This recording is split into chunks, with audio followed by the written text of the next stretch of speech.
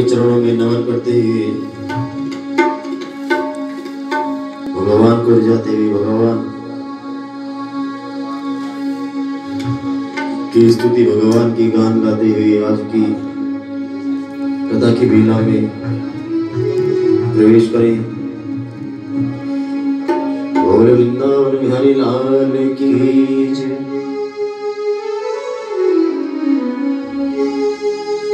मत कर तू अभिमान बंदे, झूठी तेरी शान रे। मत कर तू अभिमान, मत कर तू अभिमान रे बंदे, झूठी तेरी शान रे। मत कर तू अभिमान, मत कर तू अभिमान झूठी तेरी शान रे। मत कर तू अभिमान, मत कर तू अभिमान रे बंदे, झूठी तेरी शान रे। मत कर तू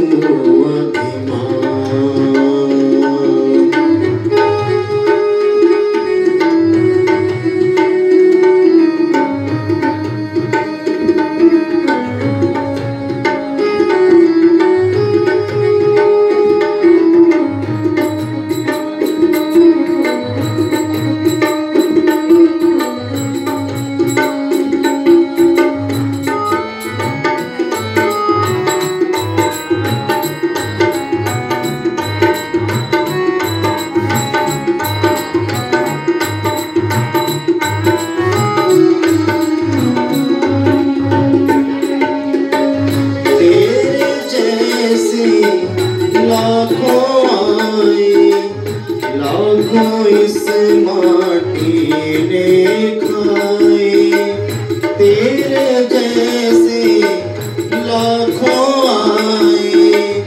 लाखों इस माटी ने खाए, रहना नाम निशान रे बंदे। मत करे तू अभिमान, मत कर तू अभिमान रे बंदे, झूठी तेरी शान रे। मत कर तू अभिमान।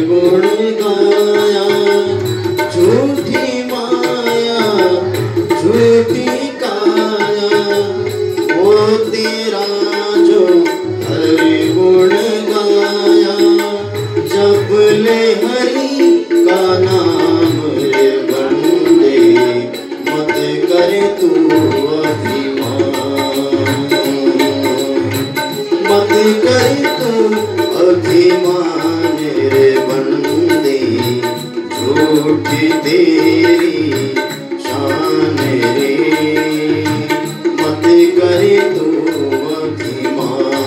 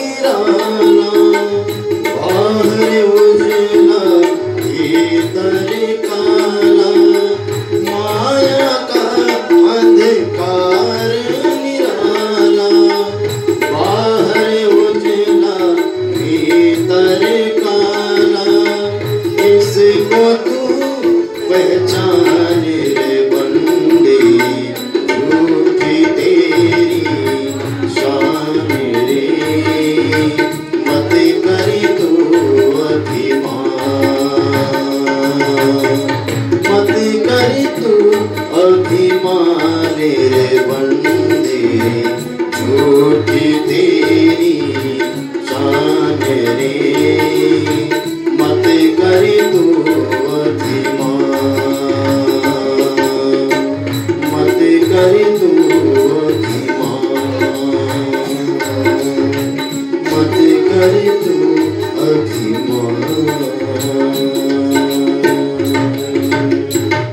वृंदावन बिहारी लाल की जय।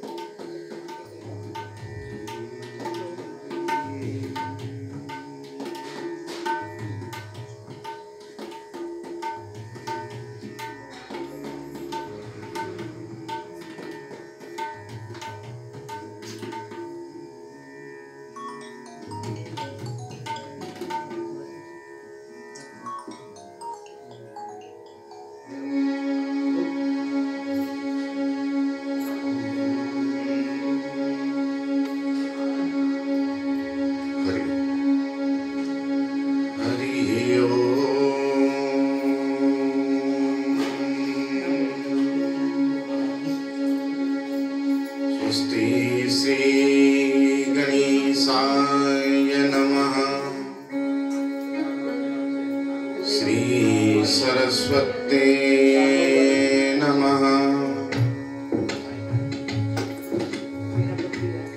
श्री इष्टेभ्यां नमः।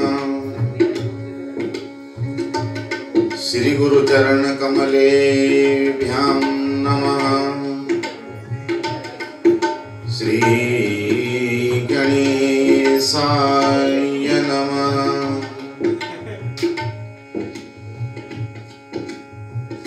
गजवदनमचिन्त्यं तीक्ष्णदृष्टं गणेशं बृहददुर्मशेषं भूतराजं पुराणम् अमरवरसुपूज्यं रक्तवर्णाधरेशं पशुपतिसुतमीशं विघ्नराजं नमामि। ध्येयं सदा परिभवग्नमभीष्टदोहं तीर्थास्पदं शिवविरञ्जिनुतं शरण्यम्। भृत्यार्थिहं प्रणतपाल भवाब्धिपोतं वन्दे महापुरुषते चरणारविन्दम्।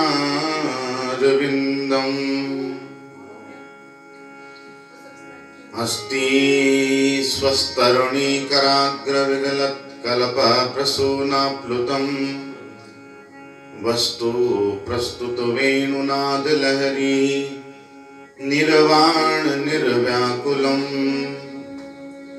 स्रस्तः स्रस्तनिबद्धनी विविलसत् गोपी सहस्रावृतम्। हस्तन्यस्तनतापवर्गमखिलो दारं किशोराकृति।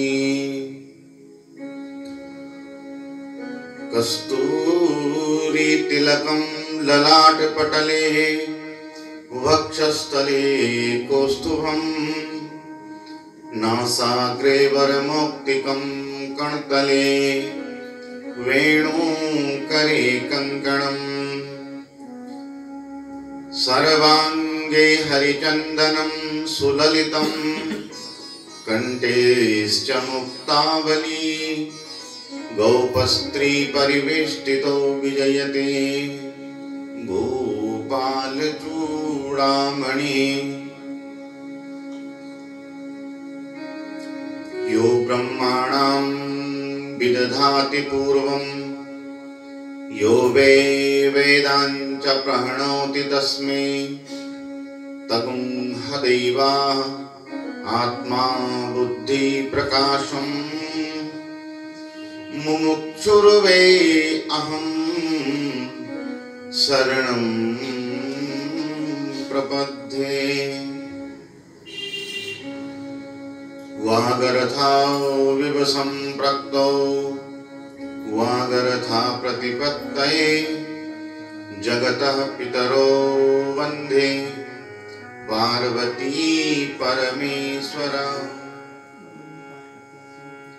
अनादिनिधनो देव शंख चक्र गदाधर अभ्यय पुंडरीकाक्ष पितृस्वर्गं प्रदो भवः रगतां भोजदशाभिराम नयनं पीताम्बरालंकृतं श्यामांगं द्विभुजं प्रसन्नवदनं श्रीसीतया शोभितं कारुण्यं मृतसागरं प्रियगणे भ्रातार्भिर्भावृतं वन्दे विष्णुशिवादिसेव्यमनिशं रामाख्यमीशं हरिम्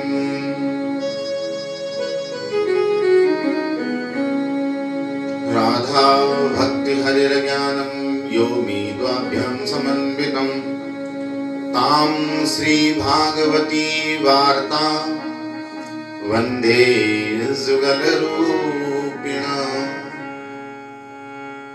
राधा मेरी स्वामिनी मैं राधा को दास जन्म जन्म मोहि दीजियो श्री चरणन को वास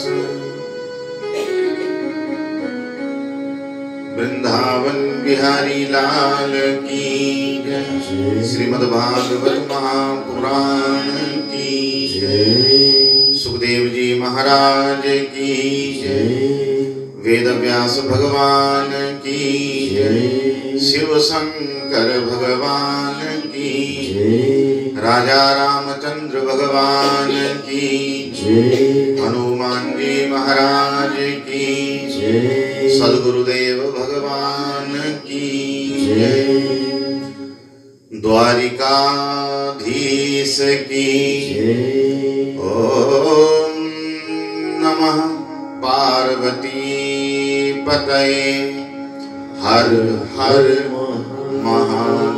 महादेव हर जय जय श्री राधे जय जय श्री राधे जय जय श्री राधे बद्री विशाल भगवान की जय।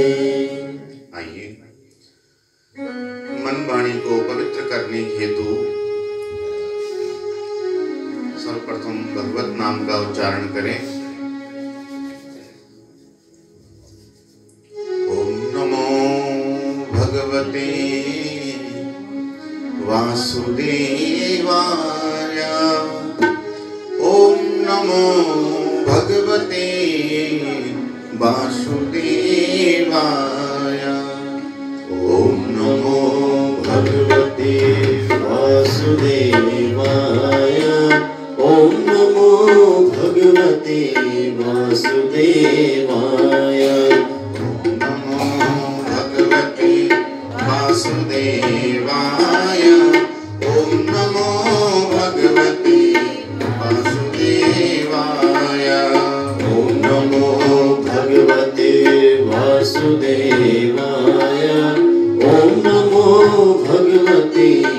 वासुदेवाय। नमो भगवते वासुदेवाय।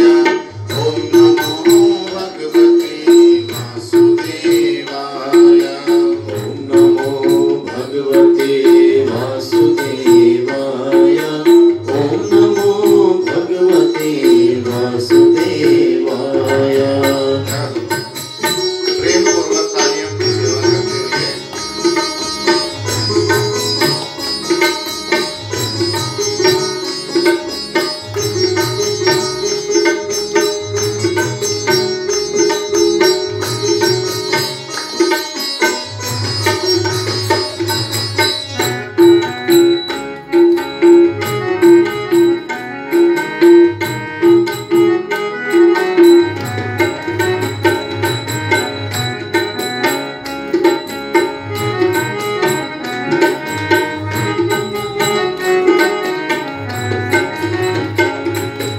वासुदेवाय प्रभो बद्रीनाथाय।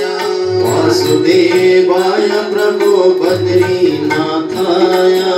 वासुदेवाय प्रभो बद्रीनाथाय। वासुदेवाय प्रभो बद्रीनाथाय। बद्रीनाथाय प्रेमो बद्रीनाथाय।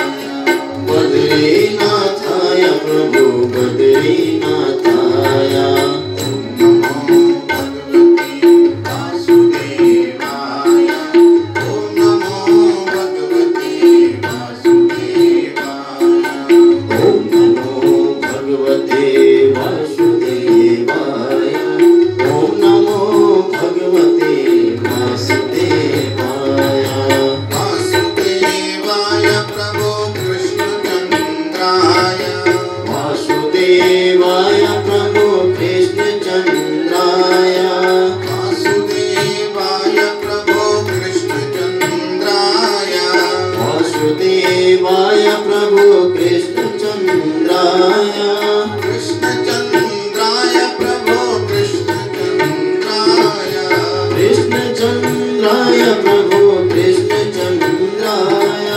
कृष्णचन्द्राय प्रभो रामचन्द्राय। कृष्णचन्द्राय प्रभो रामचन्द्राय। ओम नमो भगवते वासुदेवाय। ओम नमो भगवते वासुदेवाय। ओम नमो भगवते वासुदेवाय। ओम नमो भगवते वासुदेवाय।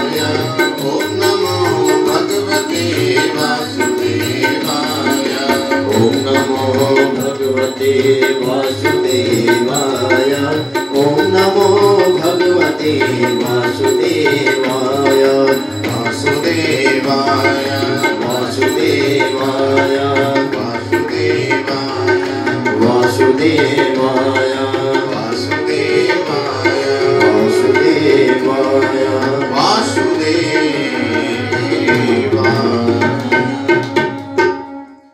ओम नमो भगवते वासुदेवाय।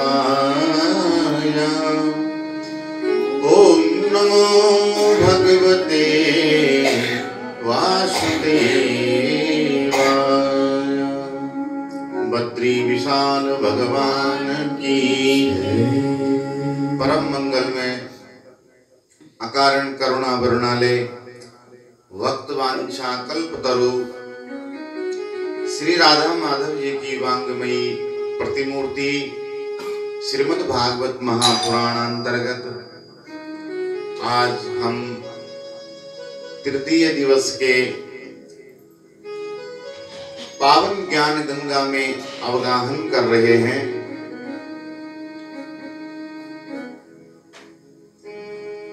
सुखदेव जी महाराज वर्णन करते हैं, राजन यह श्रीमद् भागवत महापुराण पारमहंसों की संहिता है, जिसके केंद्र में भक्ति महारानी अपने दोनों पुत्र ज्ञान और वैराग्य के साथ में आनंद पूर्वक नृत्य करती है। जिस प्रेमी भक्त के हृदय में भक्ति महारानी का वास हो जाता है, हरिरपि निज लोकम सर्वथा गम विहाय। भगवान अपना निज लोक वैकुंठ धाम का परित्याग करके बरबस उस भक्त के हृदय में आकर के विराजमान हो जाते हैं। उसके चित्त में भगवान ऐसे चिपक जाते हैं। एक बार नारद जी वृंदावन में भ्रमण करते हुए आए और यमुना तट पर एक युवती को देखा। नेत्र बंद करके समाधि लगाई हुई है देवी ने, गोपांगना ने, और समाधि में भगवान का ध्यान कर रही है। नारद जी ने पूछा कि आप किसका ध्यान लगा रही हैं? नारद जी को लगा कि कोई कष्ट होगा और किसी तरह से जो है तो यह अपने किसी कष्ट की निवृत्ति के लिए जो है तो ध्यान लगा रही होगी। वह गोपांगना बोली, भले आए महाराज नारद जी, अब आपके दर्शन हुए हैं तो मेरी एक समस्या का समाधान करो। नारद जी बोले, आपको क्या समस्या है बताइए। वह गोपांगना कहती है, बोले महाराज वो नंद का लाला, वो माखन चोर, वो चित्त चोर मेरे चित्त में ऐसे चिपक करके बैठ गया है कि उसने तो मेरा जीना ही दुश्वार कर लिया है। देखो ना महाराज, मेरी सास ने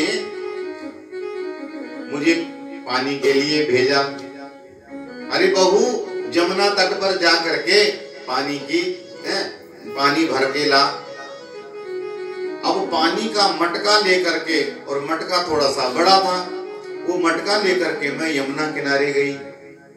अब जैसे ही मैं जल भर करके यमुना किनारे जल भर करके मटके को उठाने लगी तो मटका तो बहुत भारी लगा। तो मुझे लगा, मेरे मन में विचार आया कि कोई होता इस वक्त यहाँ पर तो मुझे ये मटका उठाने में मदद करता, मेरे सिर पर रख करके देता इस मटके को। सो जो ही मेरे मन में ये विचार आया, सो ही महाराज वो चित्त चोर सांवला सलोना नंद का लाला सामने उपस्थित हो गया और कहने लगा कि अरे भाभी, लगता है कि मटका कुछ भारी लगता है, मैं उठा करके दे दूं। तो मैं बोली कि नारद जी, अरे लाला बहुत बढ़िया टाइम पे आया है, तो बहुत अच्छे समय पे तो आया है, अब आया है तो थोड़ा सा ये मटका उठा करके मेरे सिर पर रख दे। सो महाराज उसने लाला, नंद के लाला ने यूं ही मटका उठा करके, और मुझे लगा कि ये मटका उठा रहा है, मैंने भी हाथ लगाया और जैसे ही उठा करके मटका सिर पर उठाने के लिए रखा, सो मटका भारी था, मेरे से उठा नहीं गया और सो धड़ाम जा करके मटका गिर गया और मटका फूट गया। जैसे ही मटका फूटा सो ही मेरी मत्ती में मेरे अकल आई, तो पता लगा कि वहां पर कोई नंद का लाला तो है ही नहीं। वो वास्तविक का कृष्ण नहीं था, वो तो मेरे चित्त में चिपका हुआ वो कृष्ण है जो हर भाव में उपस्थित हो जाता है। ऐसा चित्त में घर आई महाराज, सास ने ऐसी डांटा, ऐसी डांट फटकार लगाई, अरे बहू है ऐसे बाबरी हो गई है, किन ख्यालों में खोई रहती है, मटका ही फोड़ दिया। अब जाकर के चावल ले जा, साठी होता है, साठी अनाज होता है, ये कूट करके ओखली में से कूट करके लेके आ, आज भात बनाऊंगी। सोई महाराज मैं जाकर के जैसे ही ओखली में जाकर के चावल कूटने गई, कूटने के बाद में जो ही मैं जो है तो चावल सूप के साथ में साफ करने लगी, सो ही महाराज वह मेरा चित्त का जो कृष्ण है वो मुझे एकांत देख, अकेली देख करके तुरंत प्रकट हो गया, वही फिर आ गया। अरे भाभी गुस्सा है क्या, नाराज है क्या मेरे से, अकेले अकेले कूट रही है। सो महाराज ऐसी मीठी मीठी बातों में मुझे उलझावे कि मेरा ध्यान ही भटक गया और मुझे ये होश नहीं रही कि मैं सूप से भूसा निकाल करके फेंकना, चावल साफ करने हैं, मुझे ये होश ही नहीं, मैंने भूसा बचा रही हूँ और सारे चावल जा करके मैंने सब फेंक लिए। सोई सास ने मेरी देखा, कोई जो सास ने जोर से आवाज लगाई, अरे बहू बाबरी बह गई तू क्या है? सारे चावल तूने गिरा दिए हैं। सो महाराज मेरा तो मुझे होश आई, और जैसे ही मुझे होश आई तो वहां कोई कन्हैया नहीं था, वो कृष्ण नहीं था, वो तो मेरे सिर्फ कल्पना का ठाकुर था जो मेरे चित्त में ऐसा चिपका हुआ है। सो महाराज 100 सास की डांट खाई, संध्या काल में जाकर के गौ दूहने के लिए चली गई। जो ही मैं गौ दूहने लगी और जो ही एकांत पाया, सो ही वह सांवला सलोना फिर से लटक मटक करके फिर से पास में आकर के कहने लग गया, अरे भाभी गौ दूह रही क्या, सबरो दूध दूह लेगी, मेरे लिए कुछ नहीं बचाएगी, मैं भी तो भूखा डोल रहा हूं। जब वह भावना का कृष्ण सामने आता है, मैं भावना में इतनी डूबी हुई होती हूँ कि मुझे वह दृश्य तो सच्चा ही दिखता है। सो ही मेरे मति में फिर से वह चित्त चोर चढ़ गया और मुझे लगा कि ये वो नंद का लाला और भूखा डोल रहा होगा सवेरे से। इसलिए मैंने जाकर के उसको कहा कि आजा लाला तू भी थोड़ा दूध पी ले। तो मेरे से बोला कि मैं बर्तन से नहीं पीता भाभी, ला मैं मुंह खोल देता हूं और तू गौ का दूध मेरे मुंह में ही दूह ले। और जो ही उसने मुंह खोला, मैंने गौ का सारा दूध उसके मुंह में दोहना शुरू कर दिया। जब मैंने सारी गौ का दूध उसके मुंह में दोहना शुरू कर दिया, इतने में मेरी सांस आई। जो सांस ने आवाज लगाई, अरे बहू तूने सबरो दूध बर्बाद कर दियो, तेरा मन कहाँ रहता है। तो मुझे होश आई तो वहां कोई चित्त का चोर, वह कोई कृष्ण नहीं था, वो तो मेरे चित्त चोर कन्हैया भावना मात्र का कृष्ण था। और देखा तो सारा दूध महाराज मैंने जमीन पर दो दिया और दोहनी बर्तन जो पड़ा, बर्तन खाली का खाली ही पड़ा हुआ है। मैं इस चित्त चोर से परेशान हो गई हूँ महाराज, और आज मैंने ठान ली है कि आज ऐसा ध्यान लगा करके अपने चित्त से निकाल करके इस चित्त चोर को निकाल करके बाहर करूंगी। इसने मेरा जीवन जीना ही मुश्किल कर दिया है। नारद जी हाथ जोड़ करके उस गोपांगना के चरण वंदना करने लग गए। कहते हैं धन्य है ये गोपांगनाएं, जाहि दिनेश सुरेश महेश, जिसको दिनेश सुरेश महेश नित ध्यावई। निरंतर जिसका ध्यान करते हैं, ऋषि मुनिगण जिसको समाधि में पानी की एक झलक उसकी पाने के लिए अखंड समाधि लगाते हैं, पर चित्त में आता नहीं है, वह चित्त का चोर धन्य है ये ब्रजांगनाएं। चित्त में भगवान को पाने के लिए तो असंख्य भक्तजन तप करते हैं, ध्यान लगाते हैं, पर धन्य है ये ब्रज गोपनांगें, ये चित्त से बाहर निकालने के लिए, हटाने के लिए ध्यान लगा रही है, लेकिन वो चित्त चोर कन्हैया इनके चित्तों में ऐसा चिपका हुआ है कि निकलता ही नहीं है। जिसके हृदय में भक्ति महारानी वास कर देती है, उसके हृदय में भगवान बरबस। भगवान तो सभी के हृदय में आना चाहते हैं, हृदय भवन में बसना चाहते हैं, सभी के चित्त में आना चाहते हैं, लेकिन हमारा चित्त, हमारा हृदय परमात्मा को बिठाने लायक भी तो होना चाहिए। अरे एक श्वान जो होता है, कुत्ता भी कहीं पर बैठता है तो ठीक से पहले स्थान को देख करके, और पूंछ कैसे हिलाता है, पूंछ से हिला करके स्थान को ठीक करके तब बैठता है। तो वो तो त्रिलोकी नारायण है, आनंद कंद है। हमारे हृदय भवन में बरबस आना तो चाहते हैं प्रभु, लेकिन जैसे ही आते हैं वैसे ही हमारे चित्त में झांकते हैं, और झांक करके देखते हैं तो चित्त में काम, क्रोध, मद, मोह, लोभ, अहंकार, तितिक्षा, राग, द्वेष, छल, कपट, अनेक प्रकार की विसंगतियां, अनेक प्रकार के दोष भरे पड़े हैं। और ठाकुर जी देख करके ही बाहर से ही मुड़ जाते हैं कि भैया यहाँ तो अपने लिए कोई जगह ही नहीं, यहाँ तो इतना भरा पड़ा है कि एकदम हाउसफुल, यहाँ तो जगह ही कोई है नहीं। इसलिए अपने भवन, हृदय भवन को भगवान को बिठाने के लायक, भगवान को विराजमान करने के लायक बनाने के लिए भक्ति महारानी ही एक साधन है।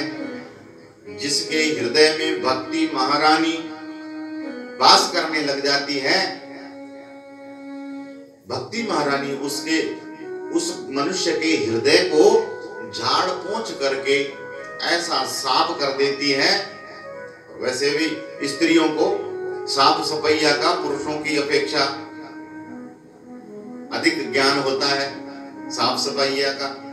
तो भक्ति महारानी हृदय में जिसके वास करती है, ऐसे उसके हृदय भवन को साफ झाड़ पोंछ करके चमका देती है कि हरिरपि निज लोकम सर्वथागम विहाय।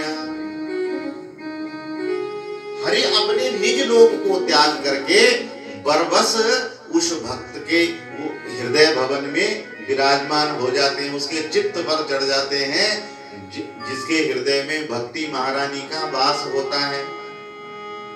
और भक्ति महारानी की प्राप्ति का जो साधन है वही तो श्रीमद् भागवत महापुराण है। बोलो भक्त वत्सल भगवान की जय।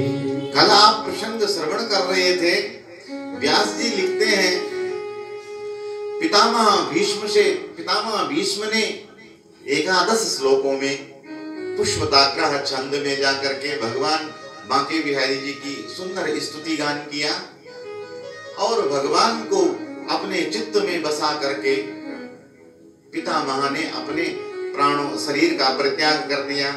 और पितामह के शरीर परित्याग के पश्चात उनकी आत्मा, दिव्य आत्मा का पुंज, तेज पुंज निकला, और वो साक्षात ठाकुर जी में ही, भगवान में ही समा गया, भगवान को ही पा गए। भगवान ने सांत्वना दी। उसके पश्चात में भगवान द्वारिका आगमन करते हैं। जैसे ही भगवान द्वारिका आगमन करते हैं, आपने कल प्रसंग श्रवण किया था, क्योंकि अंतिम में समय भी हो गया था, तो वह प्रसंग जो है तो थोड़ा जल्दी में हमने श्रवण किया था। रथ पर बैठे हैं ठाकुर जी, एक हाथ से रथ को पकड़ा है और एक पैर चढ़ने के लिए अभी रखा ही है। जैसे ही ऐसी मधुर झांकी भगवान की बनी, वैसे ही अभिमन्यु की पत्नी उत्तरा भगवान के चरणों में गिरी। महाराज मेरे गर्भ में अश्वत्थामा के द्वारा छोड़ा हुआ ब्रह्मास्त्र मेरे गर्भ को जला रहा है, मेरी रक्षा करो। भगवान ने सांसों के द्वारा प्रवेश किया माता उत्तरा के गर्भ में, और आज भगवान उत्तरायण कहलाए। ऐसे भक्त वत्सल दीन बंधु भगवान और कहीं नहीं है मैया, और कहां मिलेंगे। इतने सरल, इतने भक्त वत्सल भगवान हैं, अपने भक्तों से इतना प्रेम करते हैं, इतना प्रेम करते हैं, जैसे कि माता अपने वत्स से, गौ माता अपने वत्स से प्रेम करती है। इसलिए भगवान का एक नाम है भक्त वत्सल। जिस प्रकार से गौ वत्सला होती है, माता गौ कितनी पावन है, कितनी पवित्र है। सभी देवी देवता गौ के अंग अंग में वास करते हैं। गोमूत्रो वरुणो देवो हव्यवाहस्तु गोमये, क्षीरो शशिधरो देव वायु अग्नि समाश्रितः। अरे सब वायु अग्नि वरुण कुबेर माता लक्ष्मी तीनों देव, सब 33 कोटि देवी देवता गौ के शरीर में वास करते हैं। कितनी पावन है, जिसका गौमूत्र इतना पावन और पवित्र हो, उसका मुख तो कितना पवित्र है। गौमुख। गंगा भी जब धरती पर उतरती है तो गंगा मैया भी इतनी पतित पावनी है, पतित पावनी है भगवती भागीरथी, किंतु प्रवेश तो गौ के मुख से ही पाती है। इसलिए गंगा अवतरण का गंगोत्री धाम से आगे जो तीर्थ है उसका नाम है गौमुख। इतना पावन गौ का मुख है। लेकिन जब गौ माता का बच्चा जन्म लेता है तो प्रसवकालीन सारी गंदगी में लिपटा रहता है, जेर आदि में गर्भ के लिपटा रहता है। लेकिन वह पवित्रा माता गौ अपने उस वत्स से इतना प्रेम करती है, इतना प्यार करती है कि अपनी ही जीभ से उसको चाटने लग जाती है और चाट चाट करके उसकी सारी गंदगी साफ कर देती है और उसको परम पावन और साफ सुथरा बना देती है। इसलिए माँ का नाम है वत्सला। उसी प्रकार से भगवान भी भक्त वत्सल हैं। अपने भक्त से इतना प्रेम करते हैं, इतना प्रेम करते हैं कि अपने जो शरणागति ले लेता है उस शरणागत भक्त के जन्म जन्मांतर और कल्प कल्पांतरों के संपूर्ण पापों को झाड़ पोंछ करके भगवान साफ कर देते हैं, उसको परम पावन पुनीत बना देते हैं और पुनीत बना करके और फिर उसको स्वयं को ही अर्पित कर सौंप देते हैं। जब हम भगवान से कामनाओं रहित कर्म करते हैं और निरंतर भगवान से मांगते ही रहते हैं तो भगवान वह चीज देने में, हमारी मांगी वस्तु को देने में सर्वदा सामर्थ्यवान है। किंतु ऐसा करने से हम भगवान की सामर्थ्य को बांध देते हैं, क्योंकि भगवान की सामर्थ्य की कोई सीमा नहीं है। और हमारी बुद्धि कितनी है, हमारी बुद्धि केवल सांसारिक भोग पदार्थों तक ही सीमित है। निपुत्रा जो होगा वो पुत्र मांगता है, निर्धन धन मांगता है, निर्भवन भवन मांगता है। अनेक अनेक कामनाओं में हम भगवान को बांध देते हैं। इसलिए तो कहते हैं कि निष्काम भक्ति होनी चाहिए, निष्काम भक्ति भगवान की करनी चाहिए।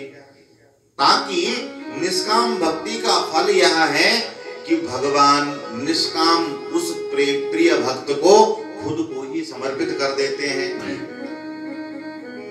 अब हम किंचित मात्रा में लक्ष्मी आदि मांगते रहते हैं, पर लक्ष्मी पति को मांगते ही नहीं है। अरे है तो माता लक्ष्मी नारायण की ही है, सदा सर्वदा से नारायण की है, वामांगिनी है। अब हम सिर्फ लक्ष्मी का तो सभी चाहते हैं,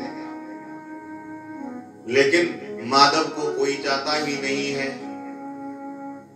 माया को सब कोई भजे, माधव भजे न कोई। जो कदापि माधव भजे, माया छीनी होय। हम भगवान को ही मांगे तो माता लक्ष्मी तो भगवान के ही अंग संग सर्वदा विराजमान है। इसलिए निष्काम भक्त जो है उसे भगवान खुद को ही दे देते हैं। द्वारिका में भगवान का राजोचित भव्य स्वागत हुआ है और द्वारिका जाने के पश्चात में इधर समय हुआ और राजा परीक्षित का जन्म हुआ। राजा परीक्षित का जन्म जैसे ही हुआ, अंगुष्ठ मात्र ममलम स्फुरात कुटमौलिनम अपीच्या दर्शनम श्यामम ताडीत्वा च समच्युतम। राजा परीक्षित जन्म लेते ही देखने लगा वह नन्हा सा शिशु, इधर उधर टुकुर टुकुर नजर से देखता है जन्म के समय में ही कि वो सांवला सलोना जो जिसका दर्शन मुझे माँ के गर्भ में हो रहा था। और वो कहते हैं कि तथा सर्व गुणोदर की सानुकूला ग्रहोदयो हो परिभ्रम्यंत मुल्काभाम भ्रामयंतम गदाम मुहु। भगवान माता उत्तरा के गर्भ में अंगुष्ठ मात्र का रूप धारण किया है, अंगूठे के बराबर का रूप सलोना धारण किया है, किंतु भगवान का जो था तो अंगूठे के बराबर का शरीर भगवान ने धारण किया था, रूप धारण किया था, लेकिन भगवान का बड़ा निर्मल और सांवला सलोना और सुंदर सा ऐसा दिव्य स्वरूप राजा परीक्षित ने उस शिशु ने माँ के गर्भ में देखा और देखा कि वो कहाँ है जो अपनी गधा को चारों ओर गर्भ के चारों ओर घुमा रहा था, चारों ओर गर्भ को घुमा रहा था। यहाँ लिखा तो गधा है, लेकिन राजा परीक्षित को उस नन्हे शिशु को भगवान ने उसकी रक्षा के लिए गधा को इतने तेजी से घुमाया कि उसको चक्र सुदर्शन चक्र के समान दिखा, जैसे कि सुदर्शन चक्र ही मेरी रक्षा कर रहा हो, इसलिए उसको सुदर्शन चक्र माना, ऐसा परीक्षा कर रहा था। इसलिए ब्राह्मणों ने नामकरण किया और कहा कि यह जन्म लेते ही परीक्षा कर रहा था, इसलिए इसका नाम होगा परीक्षित। गर्भ में भगवान नारायण ने इसकी रक्षा करी है, इसलिए इसका एक नाम होगा विष्णुरात। विष्णु नहा रातः इति विष्णुरातः, जिसकी विष्णु ने रखवाली करी है गदा धारण करके, वह विष्णुरात नाम भी इसका होगा। धर्मराज युधिष्ठिर और पांचों पांडवों को बड़ी हर्ष हुआ, बड़ी खुशी हुई और ब्राह्मणों को बुलाया। ब्राह्मणों को बुला करके जात कर्म आदि संपूर्ण संस्कार संपन्न कराए। ब्राह्मणों को गौ धेनु तिल आदि महादान किया, बहुत सारा स्वर्ण आभूषण आदियों का दान दिया। और फिर ब्राह्मण कहने लगे, ब्राह्मणों से उस बालक के बारे में पूछने लगे, महाराज बताओ, हमारा यह वंशधर है जो, यह हमारे वंश रीति कुल परंपरा के हिसाब से ही मर्यादा अनुचित आचरण तो करेगा ना। ब्राह्मण कहने लगे, अब देखो ज्योतिषी का जो बढ़िया ज्योतिषी होते हैं ना, उनका क्या गुण होता है? ज्योतिषी का गुण होता है कि सर्वप्रथम जो है तो कुंडली के शुभ लक्षणों का बखान करते हैं। अच्छे अच्छे लक्षण, जो अच्छे बढ़िया बढ़िया ग्रह उसके जन्म कुंडली में दिख रहे हैं, उनका वर्णन पहले करना चाहिए। यह ज्योतिषी, ये विद्वान ज्योतिषी का परम गुण है। वे ब्राह्मण फलादेश करने लगे और वे कहते हैं, ततः सर्व गुणोदर्के सानुकूल ग्रहोदये जज्ञे वंशधरा पांडुर्भूया पांडुरिवोजसाः। इस बालक ने बहुत अनुकूल ग्रहों की स्थिति में जन्म लिया है। ये आपके वंश का नाम संपूर्ण संसार में दीपक की भांति प्रज्वलित करेगा। आपके कुल वंश परंपराओं का खूब निर्वहन करेगा, बड़ा गुणवान होगा, बड़ा धर्मनिष्ठ होगा, बड़ा आचरणशील होगा, आदि आदि अनेक गुणों का बखान किया। और फिर अंत में कहने लगे, महाराज एक थोड़ा सा दोष भी इसकी कुंडली में है। पांडव कहते हैं, महाराज आप निश्चिंत होकर के बताओ कि इसकी कुंडली में ऐसा कौन सा दोष है? तस्मान् नाम्नं विष्णुराता इति लोके प्रयक्षति भविष्यन्ति न संदेहो भागवतो महान। महाराज होगा तो ये महान भागवत, भगवान का पुनीत भक्त होगा, लेकिन इसका अंतकाल सर्पदंश से होगा। पांडवों ने कहा, महाराज सर्पदंश से कैसे? सांप के काटने से तो जिसकी मृत्यु होती है वो तो अकाल मृत्यु मानी जाती है। महाराज ये ऐसा कौन सा कर्म करेगा कि इसकी मृत्यु अकाल मृत्यु होगी? ब्राह्मण कहते हैं ये ऋषियों का, संतों का, ये ब्राह्मणों का अपमान करेगा इसके द्वारा, और ब्राह्मण के श्राप के कारण से ही सर्पदंश से इसकी मृत्यु होगी। बड़ी चिंता में धर्मराज युधिष्ठिर आ गए। बोले, महाराज हमारे वंशधर, जिस वंश ने ब्राह्मणों के चरणों को सदा मस्तिष्क पर धारण किया है, ऐसे वंश में ये ब्राह्मणों का अपमान करेगा, इसको ब्राह्मण का श्राप लगेगा। यह तो बड़ी विलक्षण स्थिति है महाराज। लेकिन ब्राह्मणों ने कहा कि महाराज इसको श्राप तो जरूर लगेगा, लेकिन अंतकाल में इसको फिर संतों की सानिध्य मिलेगी। ब्राह्मणों के ही आशीर्वाद से, ब्राह्मण के आशीर्वाद से ही फिर अंतकाल में भगवान ठाकुर जी के चरणों की प्राप्ति इसको होएगी। ये भगवान के धाम को प्राप्त करेगा। जब ठाकुर जी के चरणों की प्रणति सुनी, तब जाकर के कुछ पांडवों के मन को हर्ष हुआ कि मृत्यु तो देखो, जाना तो हर किसी को है इस संसार से, बहाना कोई भी बन जाएगा, वह महत्वपूर्ण नहीं है, लेकिन जाएगा कहां ये महत्वपूर्ण है, क्योंकि यहां से कोई कुछ साथ नहीं लेके जाता है।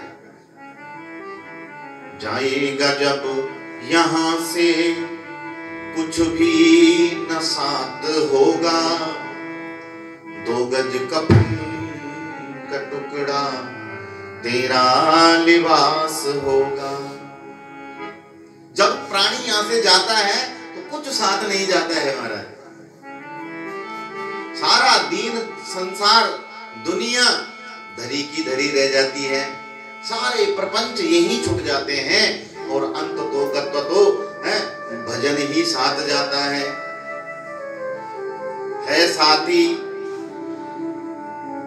साथी विषय बिंदु के सब, और पत्नी भी साथ देगी केवल मकान तक,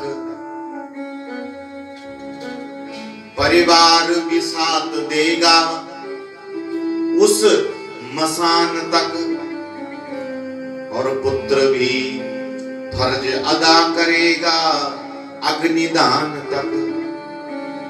उसके तो आगे भजन ही है साथी, भजन के बिना नर अकेला रहेगा।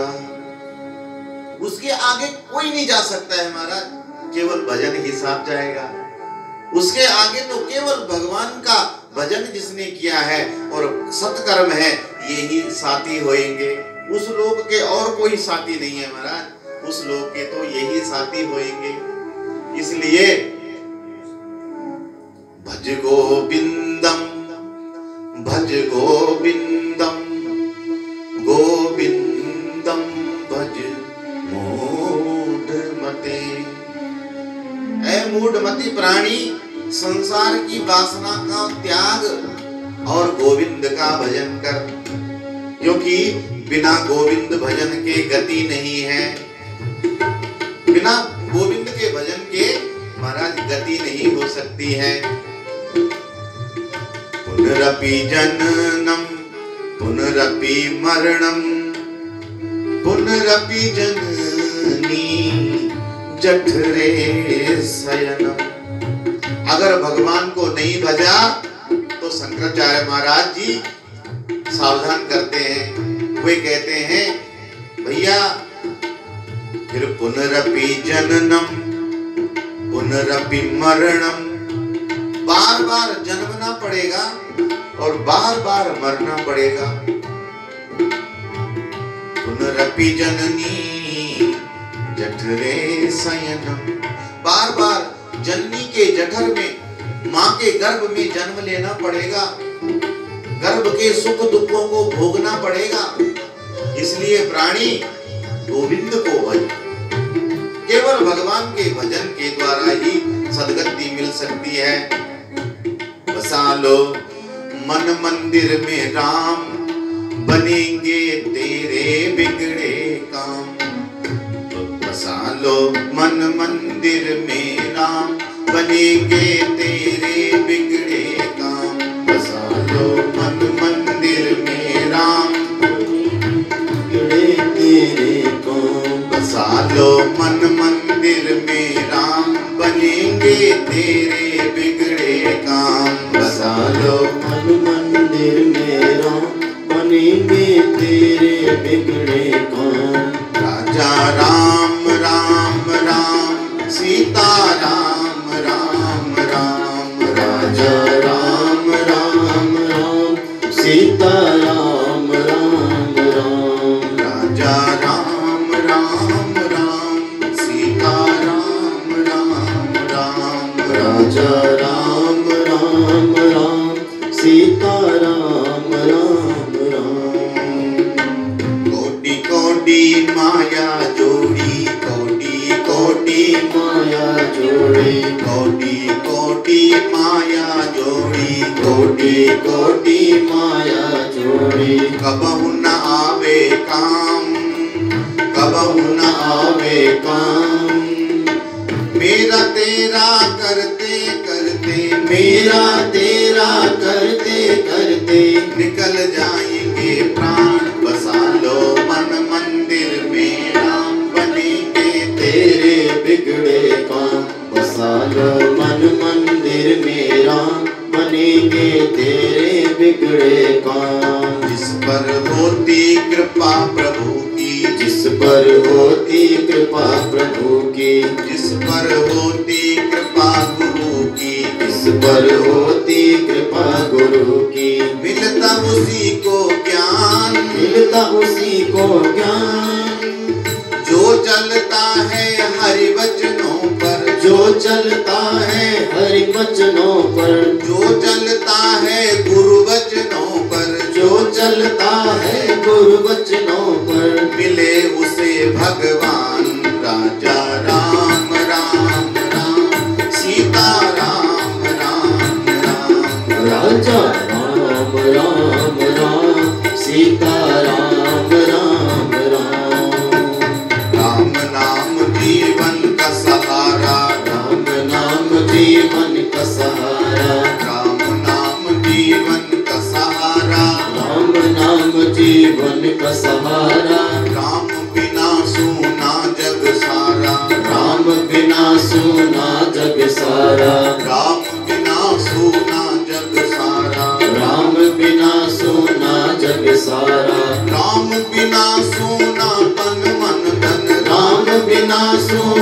तन मन धन। राम बिना सोना तन मन धन। राम बिना सोना तन मन धन। सोना तेरा धाम राजा राम राम राम सीता राम राम राम। राजा राम राम राम सीता राम राम राम।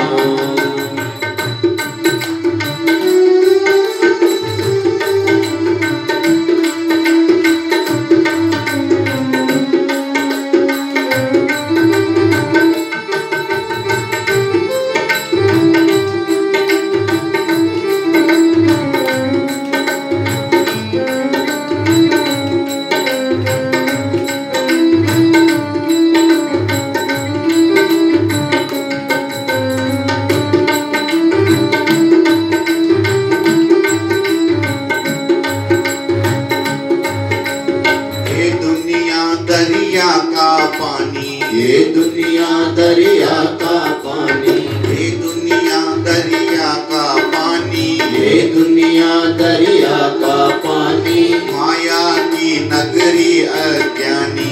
माया की नगरी अज्ञानी। यहाँ अपने पराये सब मतलब के। यहाँ अपने पराये सब मतलब के। यहाँ अपने पराये सब मतलब के। यहाँ अपने पराये सब मतलब के। सच्चा हरि का नाम राजा राम राम राम सीता राम राम राम। राजा राम राम राम सीता राम राम राम। 4 दिनों की है उजियारी। 4 दिनों की है उजियारी। 4 दिनों की है उजियारी। 4 दिनों की है उजियारी। फिर तो है दुनिया अंधियारी। फिर तो है दुनिया अंधियारी। जीत प्यारे उसी की होगी। जीत प्यारे उसी की होगी। जीत प्यारे उसी की होगी। जीत प्यारे उसी की होगी। जिसके मन में राम राजा राम राम राम सीता राम राम राम। राजा राम राम राम सीता राम राम राम। सालों मन मंदिर में राम बनेंगे तेरे बिगड़े काम। बसालो मन मंदिर में राम बनेंगे तेरे बिगड़े काम। राजा राम राम राम सीता राम राम राम। राजा राम राम राम सीता राम राम राम। राजा राम राम राम सीता राम राम राम।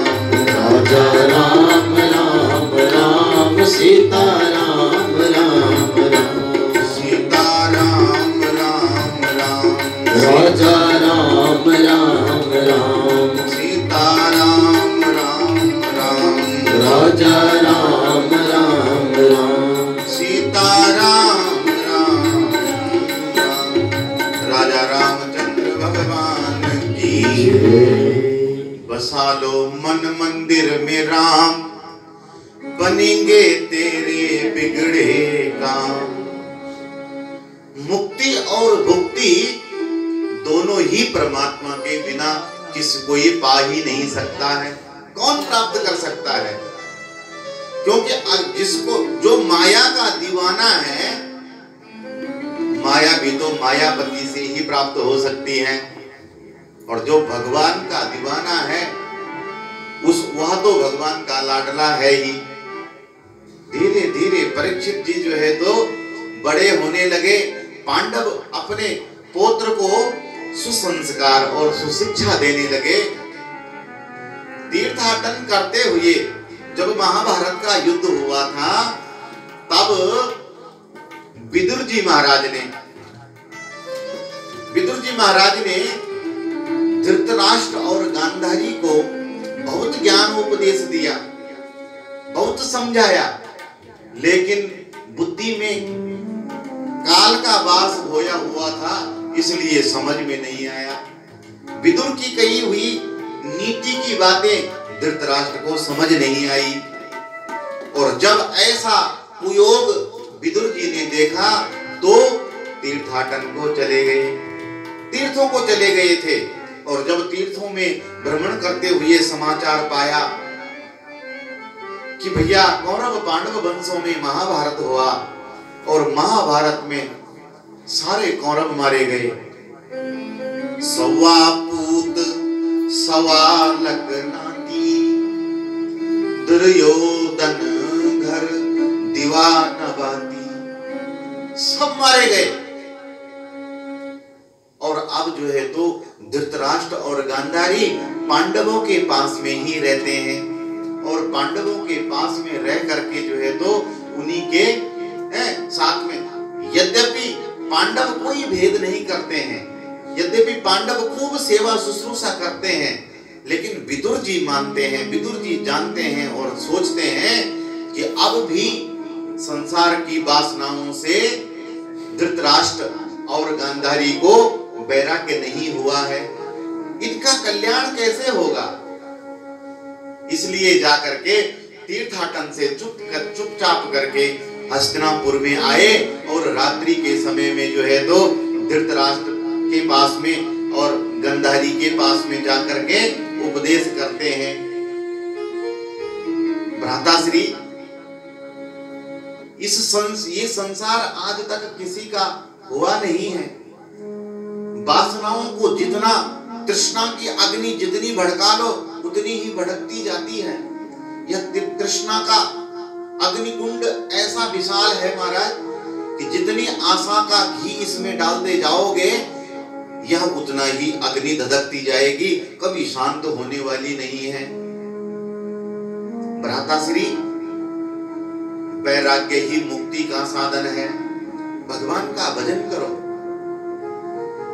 देखो तुम्हारे आंखों के सामने महाभारत हो गया, काल का नृत्य, कैसा काल जो है तो नृत्य कर रहा था कुरुक्षेत्र की भूमि में, कैसे कैसे विशाल योद्धा काल के काल में समा गए।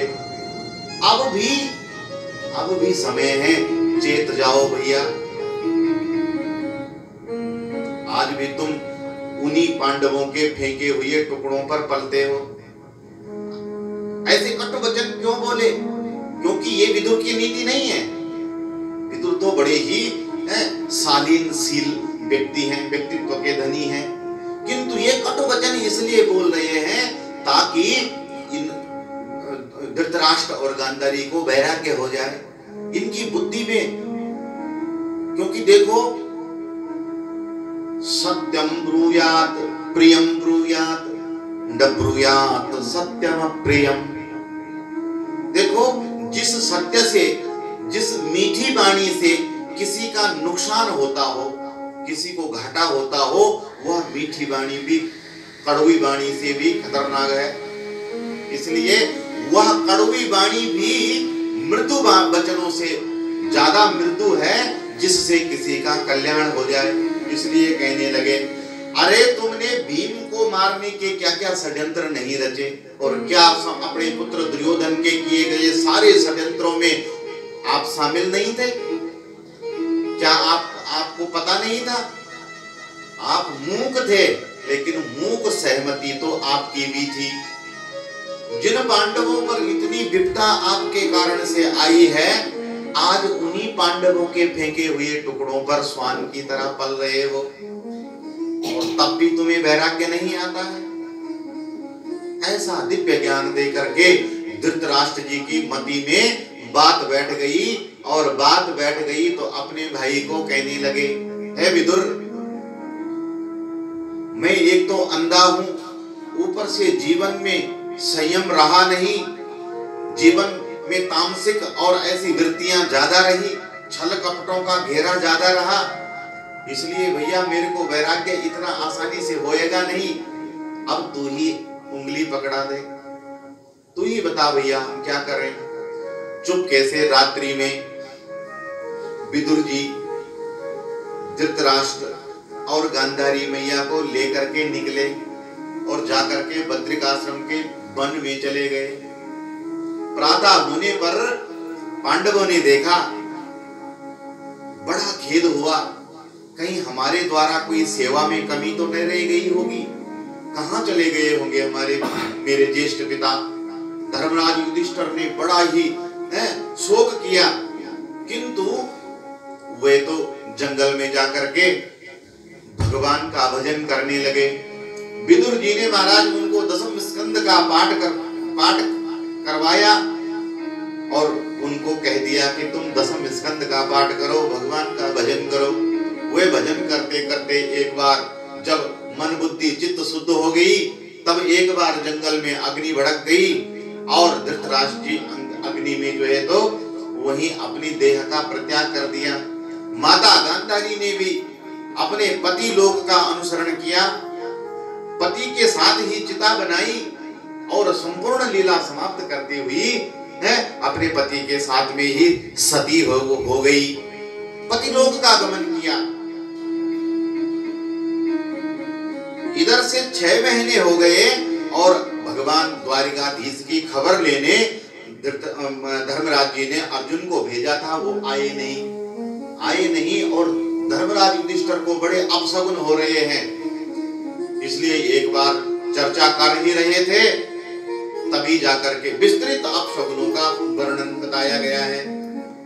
अब जो है तो कथा थोड़ा समास विधि से भी चलेगी, इसलिए आप ध्यान पूर्वक जैसा श्रवण करते आए हैं, आप बहुत अच्छे श्रोतागण हैं।